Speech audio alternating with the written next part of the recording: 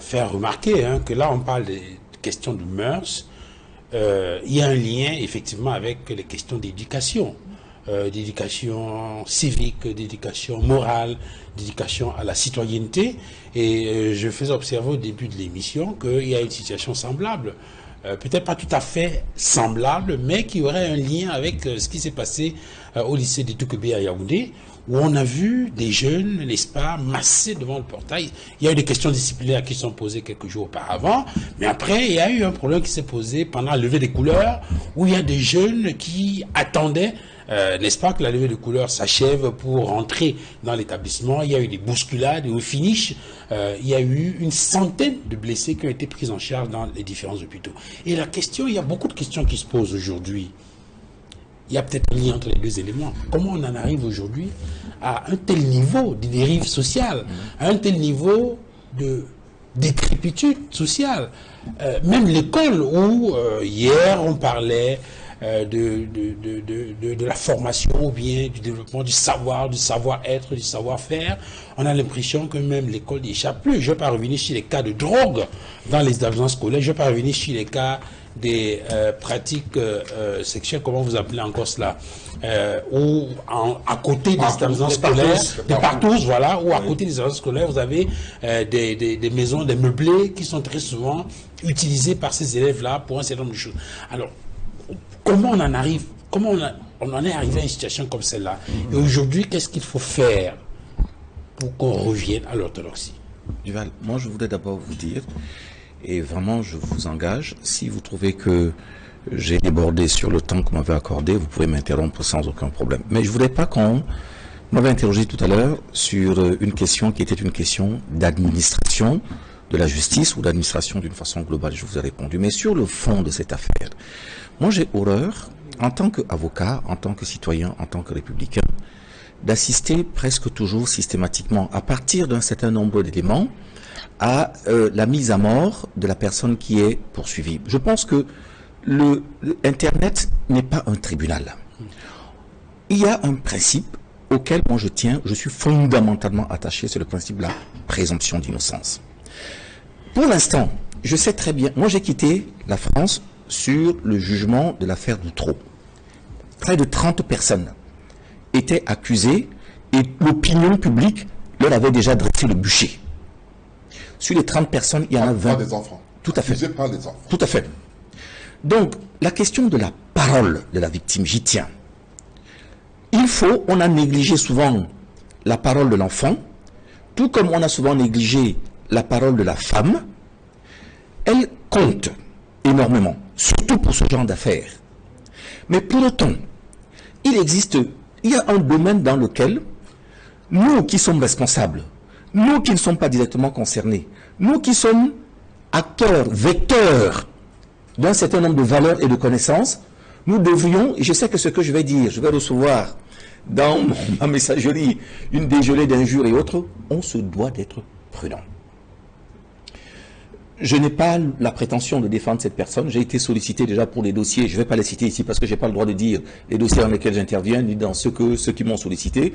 Je ne viens pas rechercher quoi que ce soit. Je ne connais même pas ce type dont j'entends parler pour la première fois la semaine dernière, dimanche, à l'occasion de la multiplication de faits dans les réseaux sociaux. Je ne le connais pas du tout.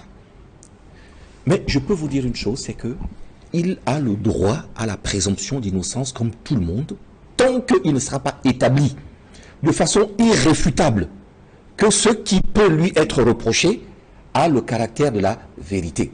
Parce que dans le même temps, nous savons comment fonctionne ce pays et nous savons que parfois, il peut arriver qu'au nom d'une cabale ou de quelque chose qui n'a pas fonctionné entre les personnes, qu'on puisse monter contre vous toute une histoire. Donc quand vous mettez tout ça en balance, la parole de la victime, dont d'ailleurs beaucoup ont attendu un temps relativement long, qui conduit aussi à se poser soi-même des questions. L'homme sage doit faire une chose, c'est d'attendre que les institutions qui sont habilitées pour cela se soient prononcées sur le fond de l'affaire. C'est pour ça que moi je regrette à titre personnel. Quand j'ai pris la parole tout à l'heure, je vous ai dit, je regrette que le ministre de l'administration territoriale, dont c'est la mission, sans attendre rien d'autre, à partir du moment où l'ordre public, qu'il a souvent tendance à surévaluer, à partir de sa compréhension, là en l'occurrence on a un véritable motif d'ordre public. il devrait en principe pouvoir intervenir pour nous permettre de nous rassurer si nous avions eu trop peur, ou éventuellement de nous rassurer aussi si les faits qui ont été réalisés sont réels, sont vrais, ceux qui sont décrits sont vrais, et dans ce cas-là, il mettra en place la procédure, on saura que la République a fonctionné normalement. Oui, évidemment. Là, on vous retrouve, Maître Assira, dans ce que vous êtes et ce que vous faites. Parce que vous rappelez là un principe de la Déclaration universelle des droits de l'homme. Tout individu accusé est présumé innocent jusqu'à ce que sa culpabilité soit établie au cours d'un procès juste et équitable dans le strict respect du droit de la défense. Alors, ceci dit, revenons maintenant sur la question du lycée des Touquébé. Parce que, bon, on pourrait faire un lien. Il y a quand même la question de l'éducation à la citoyenneté. Il y a beaucoup de questions qu'on peut se poser. D'abord, sur la question de la levée des couleurs. Comment on peut se retrouver avec autant d'enfants, un lundi matin, en dehors du portail, alors qu'on est en train de procéder à lever les couleurs? C'est une question qu'on peut se poser. Et l'autre question aussi, c'est est-ce que nous-mêmes, en tant qu'adultes, responsables, citoyens, partout où nous sommes, est-ce que nous faisons attention à cette levée des couleurs? Parce qu'il faut quand même observer, hein, de plus en plus, on remarque que ce n'est plus tout à fait ce qui se passait avant. Je ne vais pas revenir sur les drapeaux du Cameroun qui sont défraîchis sur les bâtiments publics. On ne va pas revenir sur l'attitude ou le comportement de certaines personnes pendant l'exécution de l'hymne national, que ce soit dans les cérémonies officielles, etc., etc. Comment on en est arrivé là? Qu'est-ce qu'on doit faire aujourd'hui pour retourner à l'orthodoxie? Moi, je pense qu'il faut qu'on revienne aux valeurs de base. La valeur de base, c'est l'homme. L'homme, malheureusement, n'est plus dans sa place dans notre société. J'aurais pu vous faire une réponse facile, qui est le contexte camerounais, les dérives, etc., ce qui n'est pas complètement faux. Mais sauf que si vous regardez dans les autres pays où vous avez également encore un minimum, vous n'allez pas trouver un phénomène qui est différent. Encore une fois, je suis désolé, pardonnez-moi d'aller toujours chercher des exemples à côté. Vous voyez le nombre de fois où vous avez des jeunes de 16-17 ans qui sont en but avec la police, qui a tiré en France parce qu'ils se sont retrouvés dans une situation qui était anormale. Je ne vais pas vous raconter ma propre expérience d'avocat sur place, sur le terrain, qui date déjà de quelques temps, parce que ça fait à peu près 16 ou 17 ans déjà que j'ai quitté l'exercice actif de la profession d'avocat à l'étranger en France, où ce phénomène, on l'a vu grandir tous les jours, et où vous voyez le phénomène de l'éducation de l'enfant, de base, se déliter, parce que la famille, qui est le cadre initial de l'éducation, a elle-même totalement explosé au regard de la vie, j'allais dire, je ne sais pas si on peut dire moderne aujourd'hui, parce que c'est ça la modernité, franchement, rapidement que nous revenions à l'époque. Donc je pense que c'est la vie moderne qui a créé, qui génère aujourd'hui de la violence qui peut circuler librement au travers des réseaux sociaux, des moyens de communication à la portée de tout le monde. C'est l'impossibilité, la difficulté de la vie qui fait que les parents ne sont plus là où ils devaient être pour surveiller et contrôler. C'est les difficultés de la vie qui font que ceux qui un peu plus loin dans le processus de l'éducation, c'est-à-dire les enseignements, n'ont plus les moyens, les éléments pour pouvoir veiller à l'éducation. Donc si on a vraiment envie de faire une chose, moi j'ai envie de dire, oublions des questions capitalistiques, des questions d'argent, oublions de mettre en avant l'économie, privilégions l'homme, c'est-à-dire l'enfant, dès sa naissance, pour que dans sa famille, les valeurs qui ont été nos valeurs autrefois, nous, quand on se levait le matin, on nous apprenait, il y avait l'éducation civique, on s'alignait, on portait des uniformes. Il y avait un moule dans lequel on était éduqué et qui faisait que tout au long de notre parcours, moi, quand j'étais à l'étranger, je suis allé faire mes études chez un grand garçon, j'avais plus de 21, 22 ans. Lorsqu'il m'arrivait de violer une des règles, j'avais l'impression de voir mon père.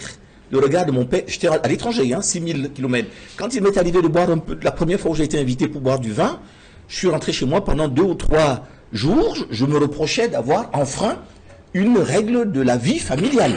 Tout simplement parce qu'elles étaient tellement ancrées en nous qu'on ne pouvait pas faire autrement que de les suivre.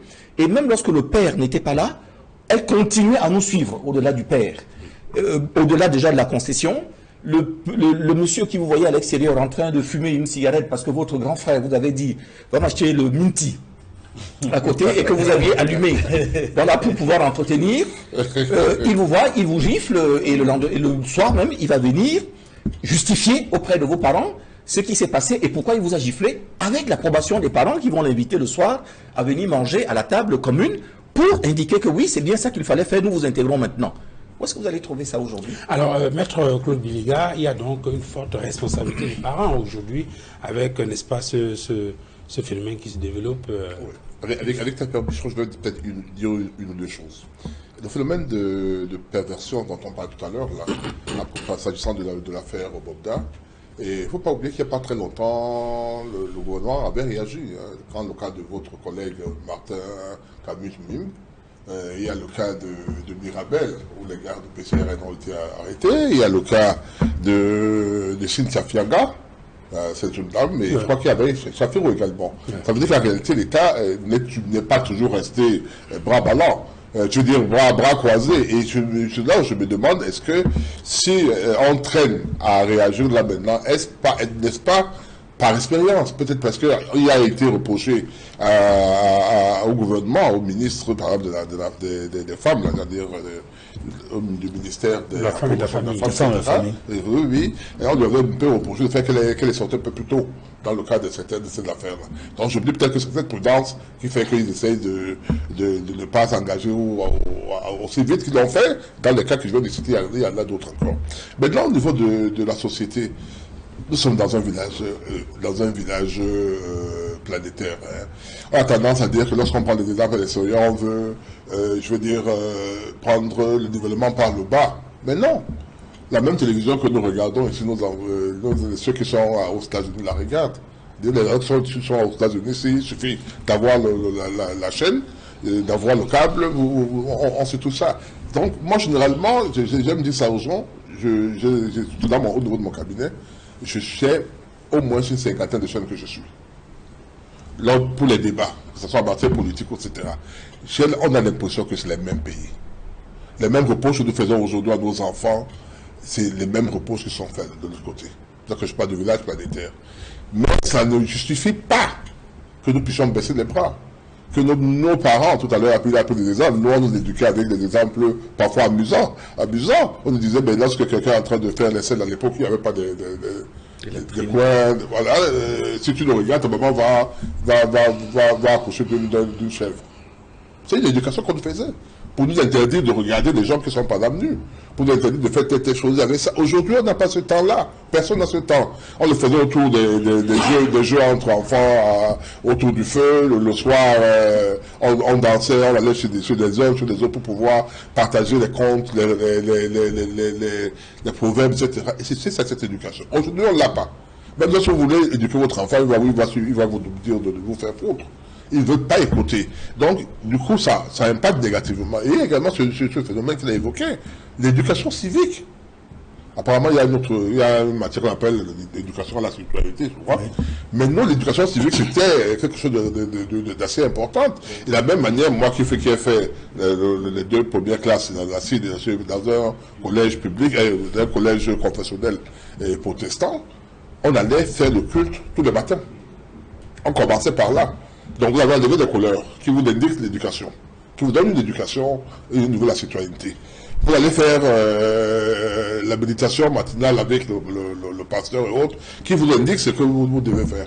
Il faut, pour partir de là, pour devenir délinquant, généralement c'est difficile. Ok, peut-être raison. Mais aujourd'hui, dès que vous déclarez le téléphone, comme vous dites, vous voyez que tes enfants ont fait telle chose, ceux du lycée de Kribi, je sais pas quoi, on les a retrouvés dans une maison en train de filmer, même leur partouze, etc. C'est pas bon. Alors, Aristide Monod, on est pratiquement à la fin de l'émission, juste quelques secondes sur la question. On a pourtant,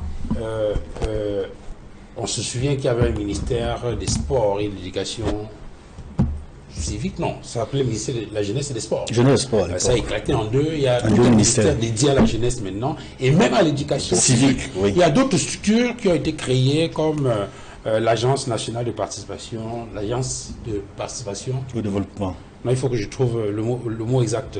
L'Agence nationale de participation, l'Agence nationale civique de participation au développement, voilà. Et bien d'autres structures qui ont été créées dans le sens justement de... alors, est-ce que vous avez le sentiment que la jeunesse camerounaise, effectivement, n'est-ce pas, le travail qui est fait par ces structures-là, est une jeunesse sur laquelle on peut effectivement compter en termes de civisme, d'éducation ou de citoyenneté? Duval, il faut dire que la piste de la déchéance de l'éducation citoyenne ou de l'éducation civique est une piste très marginale, un facteur très marginal pour expliquer ce qui s'est passé du côté des Touguébé. Pour nous autres crisologues, pour nous autres sociologues des crises, il faut dire que dans cet événement, il faut d'abord lire la tension sociale qui est pratiquement à son comble aujourd'hui, parce que si on rentre dans la simple délinquance, on risque de ne pas saisir l'affaire du bon bout.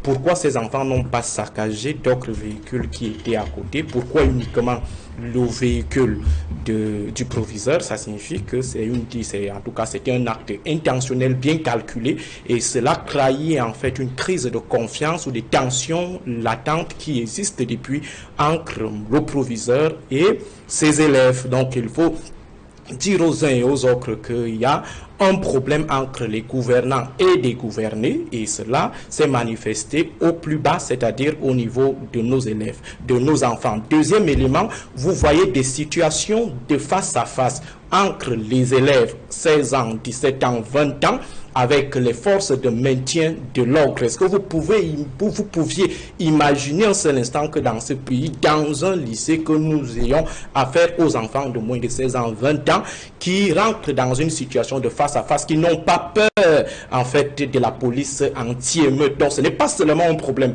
de politiciens ou d'activistes qui défient l'État, il y a également le problème des différentes catégories sociales subalternes qui sont aujourd'hui prêtes à en découdre avec les autorités. Il y a donc cette crise-là, il y a également cette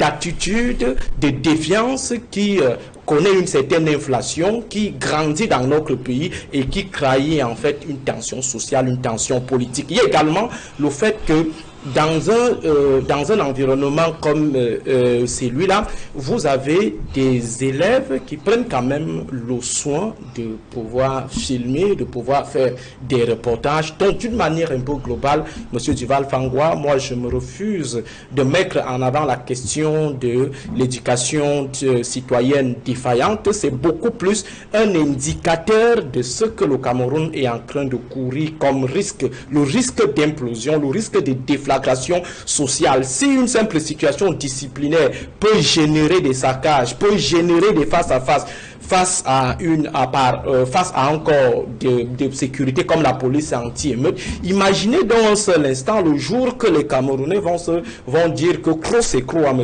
Paul Biya. Ça signifie que ça commencera d'abord par ses enfants. On ne va pas regarder forcément les gars du MRC, les gars du PCRN ou de l'opposition en général. Ça va commencer d'abord par ces différentes catégories. Ça veut dire les syndicats, les élèves même qui vont rentrer dans la danse. Donc nos autorités devraient normalement prendre les événements de Touguébé comme un test, comme un champ d'expérimentation de la tension sociale au Cameroun, du niveau de la tension sociale qui peut être rapidement transformé par des acteurs politiques en tension politique. Et moi, quand on sort de l'émission, il faut donc rappeler qu'il y a, par exemple, au ministère de la Jeunesse et de l'Éducation civique, il y a un programme là-bas qu'on appelle le programme 144, dont l'objectif est d'inculquer les valeurs civiques, morales, éthiques aux populations et qui concourent donc à la promotion de l'éducation civique et du volontariat sur l'ensemble du territoire national. Il faut également rappeler qu'il y a une loi, celle du 13 juillet 2007, qui institue le service civique national de participation au développement et qui fonctionne depuis plusieurs années. Il y a tellement de programmes et d'organismes dédiés à la formation de la jeunesse, mais on n'a pas le sentiment que de façon pratique, cette jeunesse-là bénéficie fondamentalement, n'est-ce pas, des activités de ces structures. Oui, malheureusement, tous ces programmes et projets ressemblent davantage à des gadgets. À des gadgets parce qu'on n'a jamais vu de manière concrète ce que ces programmes et projets ont été dans la réalité. Pire, j'ai plutôt le sentiment qu'on a fait une inflation de programmes et projets pour donner l'impression qu'on fait quelque chose au sein du gouvernement, mais en réalité on ne fait rien. Or, il aurait été plus simple, par exemple, d'imiter ce que le président Amadou Ahidjo fit à son époque, avec ce qu'on appelait les pionniers du développement. On a toute une ville qui a été au cœur, qui est même le symbole même des pionniers du développement, Kondiok. Aujourd'hui, les gens venaient de partout. Ça dit que on prenait des gars qui errent dans la rue, dans les quartiers, on prenait des anciens prisonniers, on leur dit, vous allez aller là-bas cultiver. On leur apprenait à cultiver l'agriculture, tous les petits emplois. Beaucoup se sont installés là-bas. Ils ont vécu, se sont même mariés, ils vivent. Et Kondiok a été un exemple, un pôle de développement. Il y a même une société tout autour qui a été créée, la Sodenkam, qui a bénéficié. Ça, c'était un projet d'Amadou Ahidjo, un projet qui visait à faire en sorte que les jeunes s'engagent véritablement dans le développement à travers l'agriculture. Mais tous les autres gadgets aujourd'hui avec le RDPC, le gouvernement du RDPC, on ne voit rien du tout. Tout est gadget. Tout est gadget. Ce qu'essaye de faire le service civique national participation de développement. Oui, j'attends de voir. J'attends. On va s'arrêter là. Merci, messieurs.